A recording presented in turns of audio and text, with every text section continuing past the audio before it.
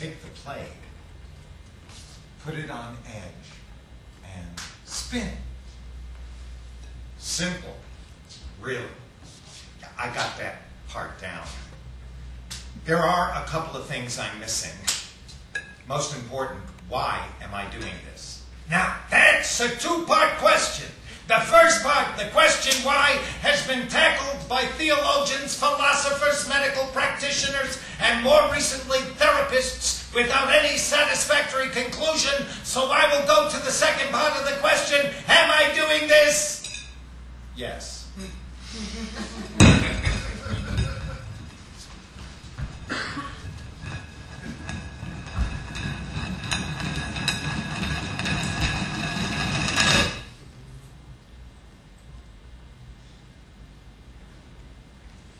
Obsession is a fascinating thing. You see, I believe, I know that fear at one point in my life became an obsession. So I understand obsession. He becomes obsessed with the spinning plate, the jack-in-the-box, the flashing Christmas tree lights. His acute focus, the flapping of the arms, flying, the almost harmonic hum that emits from his tightened lips. There's pleasure in obsession.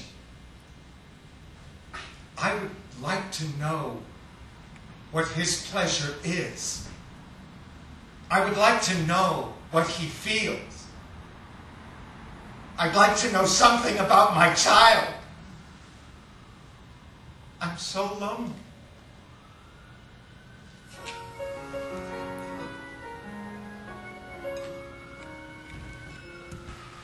On a very tiny planet, spinning way out of control, one looks for a bit of peaceful inner space. But when logic's out the window and emotions take their toll, one must simply try to find another place. But then Arthur C. Clarke is just a liar, 'cause it's friendless out there in space. No, they're not playing Strauss nor Deflator Mouse, and Hal wasn't bats, but he sure was a case.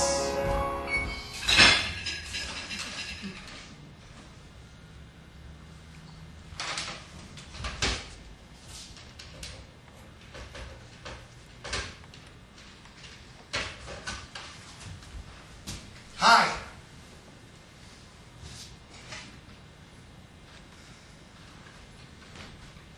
Hi, it's me. I keep getting your machine. Are you there? Hello? Is anybody home? Well, give me a call sometime. I'm home.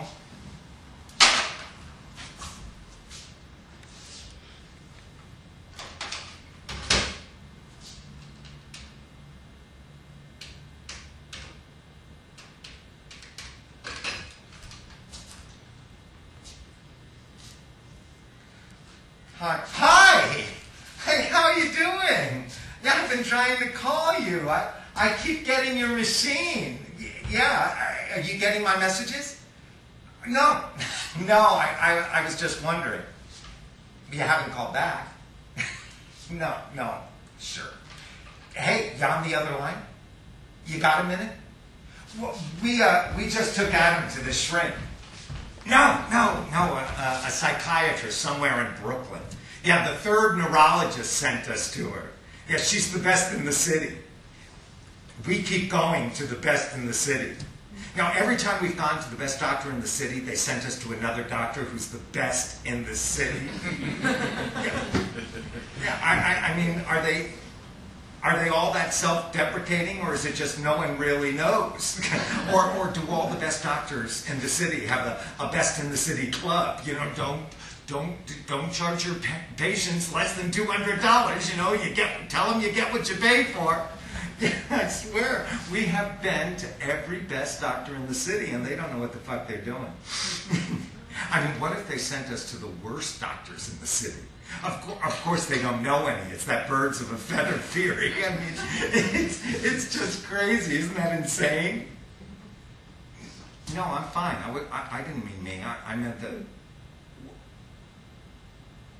I haven't talked to you in so long. Oh, no, yeah. Yeah, no. Okay, well, well, give me a call sometime. Yeah. No. I'll call you. Yeah. Oh, yeah, he's fine. Been doing his thing, you know. Bye.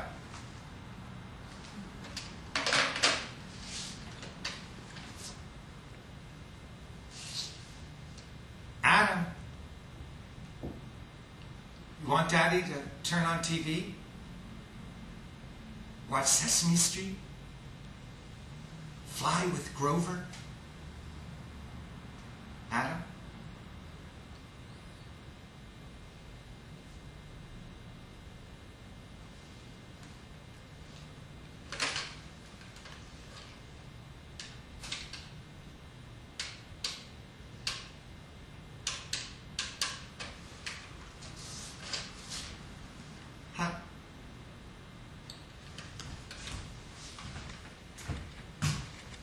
Hi.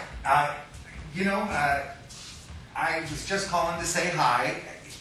Maybe I can take Adam to my aunt's and we could go see a movie. I'm pretty much... Hello? Hello?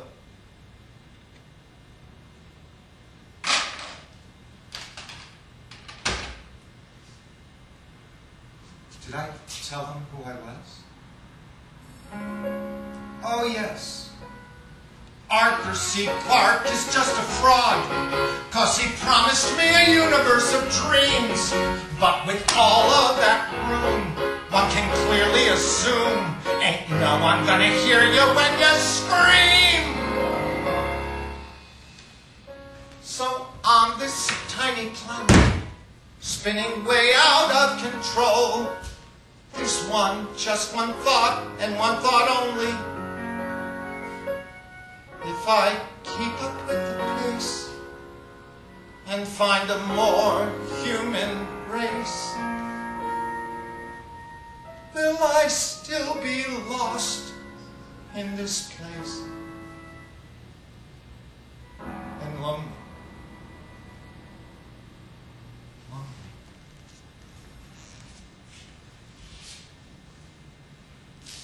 I watch you. I think you must be the loneliest child on earth. You must be. And I want to hurt this... So I read this book. You know, finding, discovering, detecting, exploring, uncovering, recognizing, that sort of thing. It's called, the book is called Something About Something. Something's Wrong with Someone, Forceps Are Dangerous, I don't know. They all have the same title.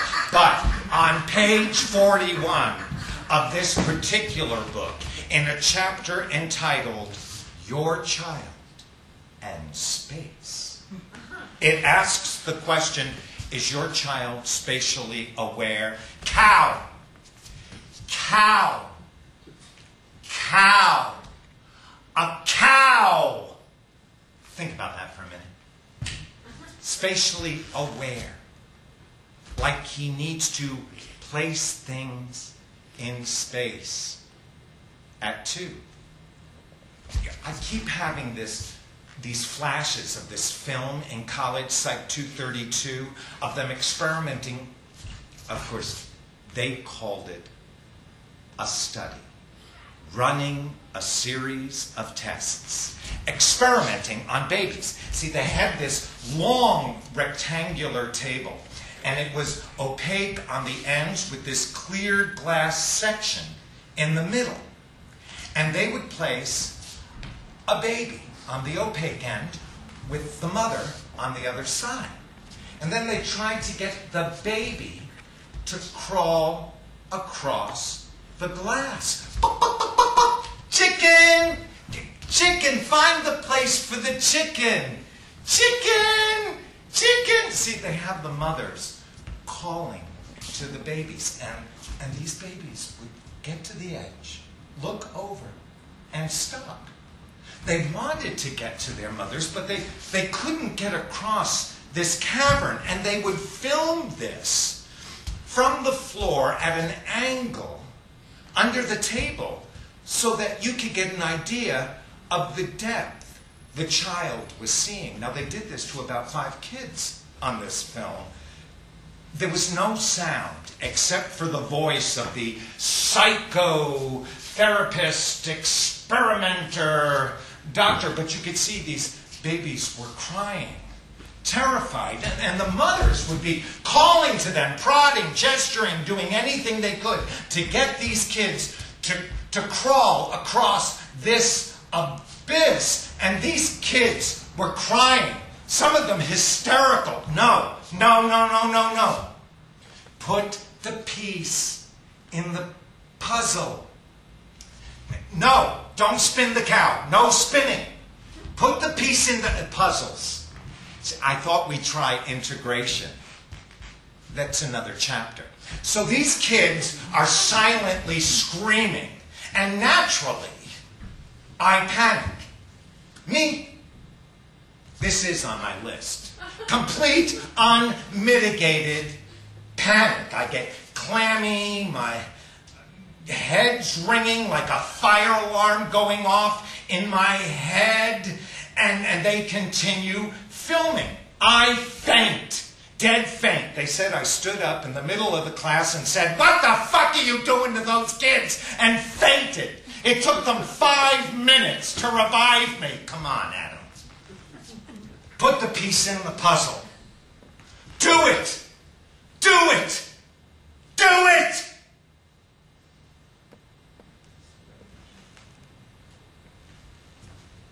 The other day, I walk into the living room. We live on the 3rd floor. And Adam is sitting on the sill. The windows. It's wide open. The window. And he's sitting there, staring 3 stories down to the ground.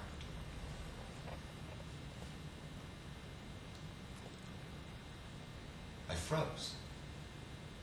I mean, you could see he had no sense of where he was. He could just fly out the window. My knees buckled. I fell to the floor. God, don't let me faint. Please don't let me faint. I tried. Slowly. I crawled across the abyss to the window. I felt the cold air on my face. I grinned. He was so still. Adam. Adam. Please. Please. You know, I didn't want to come here. This friend of mine thought you'd be, well, I don't know what she thought you'd be, but she was worried about me. She, my friend, they all think I'm crazy. People have stopped talking to me. Well, there was always something about him that was different. I mean, he wasn't like other babies that I saw. He was different from, and I wanted that to be special. But something kept telling me. He was so perfect. Never really cried, napped on time, diapers, ate. Everything was just laid out. I thought it was me. I was home with him. My wife works, and I'm alone with him all day. He doesn't talk. He spins things and flies. It's in all those reports I gave you. I call it flying. Autism. They all said it was autism. No. The first neurologist said that Adam was severely brain damaged and that he would never speak. But when I said I'd teach him sign language, he said if I did that, he would never speak.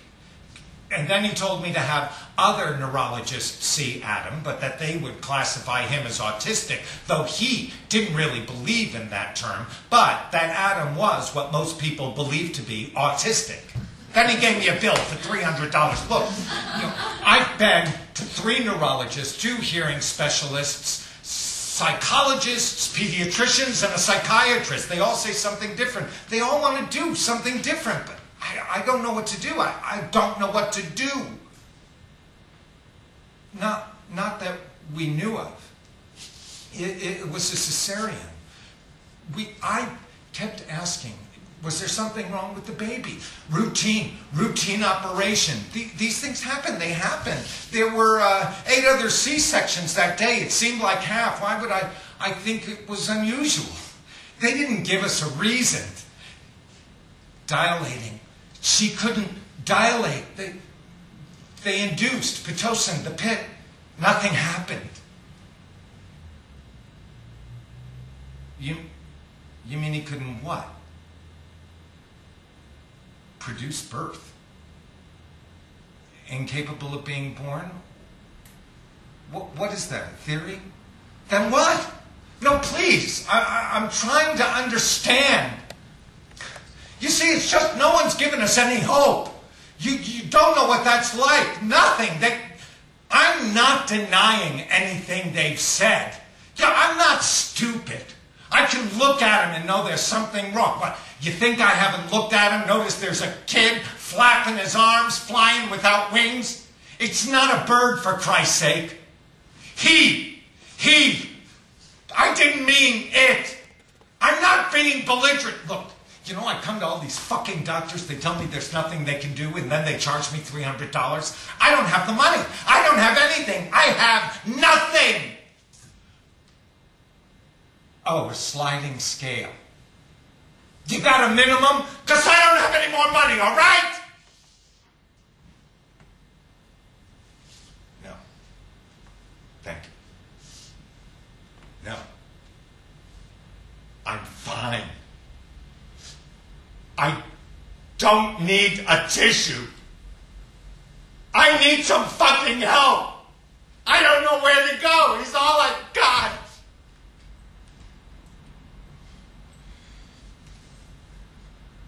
Excuse me.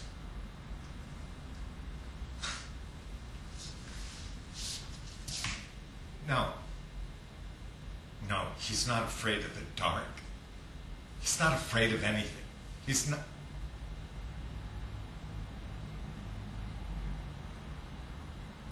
He's not afraid of anything. Oh my God. I never realized. He's not afraid.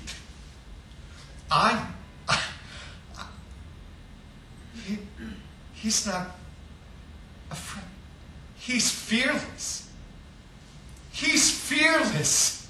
Fear, Mr. Curry, is what aids us in forming our personality. And if he can't communicate, he can never control it. What we have here is a very damaged child. Yes, he lets you know when he has to eat, but even a dog can tell you when it's hungry. That is not communication. He'll never be more than an infant. My God, we won't be following any of those that institutionalize children like these so that there's a strong regimentation. Mr. Curry.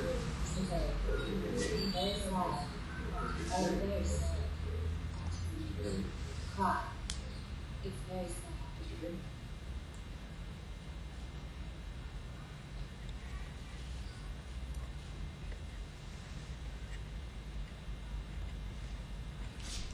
You ever wonder where God is?